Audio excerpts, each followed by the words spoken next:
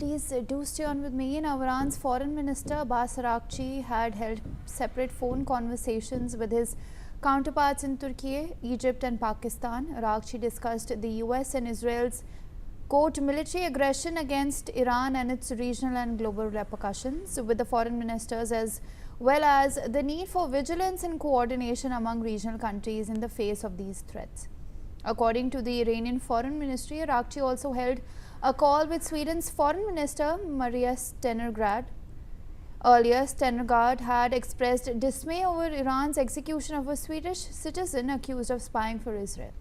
Araghchi described Stenberg's support for the individual as regrettable. With that, I would like to go across to Major General Dwivedi. Sir, of course, we are also seeing that Iran is, not backing down amid this war that is taking place. In your opinion, how long can Iran actually sustain fighting in this war? Well, Megha, each country decides its own strategy and tactics depending upon its own capability. But Iranians do not have the conventional capability to take on the might of Americans and Israelis. So they have now adopted the asymmetric warfare. In asymmetric warfare, it's very difficult to defeat the opponent because there are no timelines and you keep fighting through the subdued means. You are using missiles, you are using drones. Now these are actually the weapons which are firstly cheap, they are available in abundance, and you can continue fighting till the cows come home. The second very important point is that Iran is a big country. It has an area of about 1.6 million square kilometers. It has a population of about 100 million. It has an authoritarian regime. It can take a lot of punishment. And at the end of the day, economy as it is in doldrums, people are totally throttled out. So they can continue to fight indefinitely. While on the other side, Americans definitely have a timeline. They have two major constraints. Firstly, they don't want to go in for long war. And secondly, they can't take casualties. Even the 7 casualties that has been taken by the American forces would have a backlash as far as the domestic constituency is concerned. And similarly, Israelis, they can't take indefinite, take the war indefinitely. They also would have timeline while they want to elongate the war. But again, it cannot be in years and years. It has to be in certain months. And also they can't take the casualties. And secondly, the equipment. When you compare the equipment, the American Patriot or the Sparrow missiles of Israel, they are very expensive equipment. Each of this system costs 3 to 4 millions, while the Iranian systems are $20,000 to $30,000. You can fire these drones. So the point I'm trying to make is that Iran has the capability to fight asymmetric war for a long time. On the other side, Americans and Israelis have a state. They like to finish the war as early as possible without taking much of it. So in asymmetric warfare, as I said, it's very difficult to defeat the enemy. And again, the last point is, as far as Iran is concerned, it's fighting for survival. It's not fighting for victory. As long as it doesn't go on the knees and has put up a good fight, it's a victory for Iran.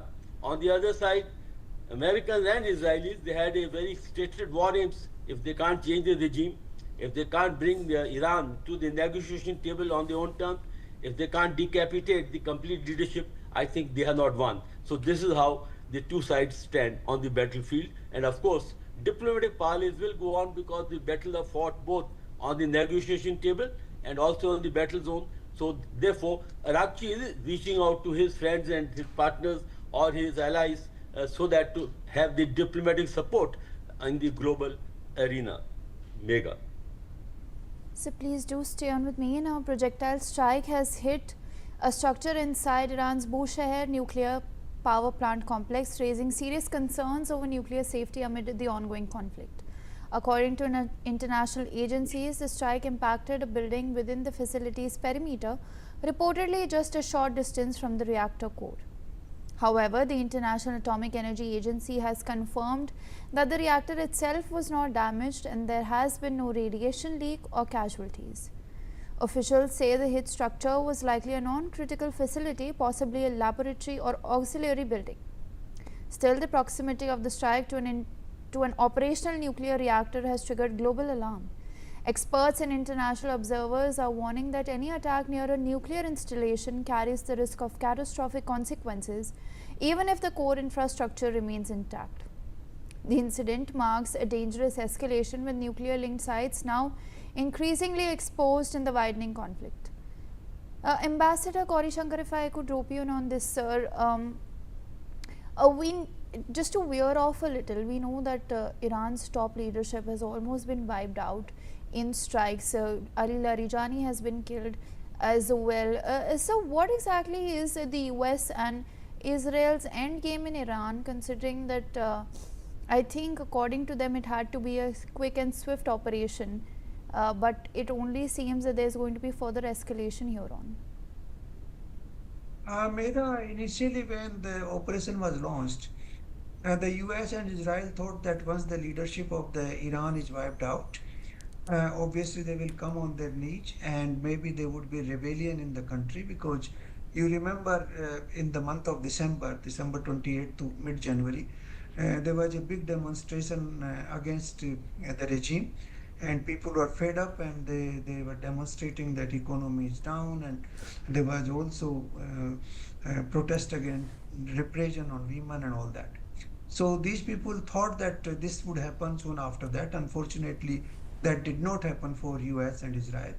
They have completely taken control of the airspace of Iran. They have also finished their navy practically. Their naval vessels are all practically sunk, and they have wiped out their leadership. But still, the lower rank of IRGC and other leaders are holding on. They have some stockpiles of missiles and drones, and which are all hidden in mountains and under tunnels. So they are taking them out one by one, and that is how they are able to make some sporadic attacks. The major attacks they cannot make, but they can always continue with the low intensity war.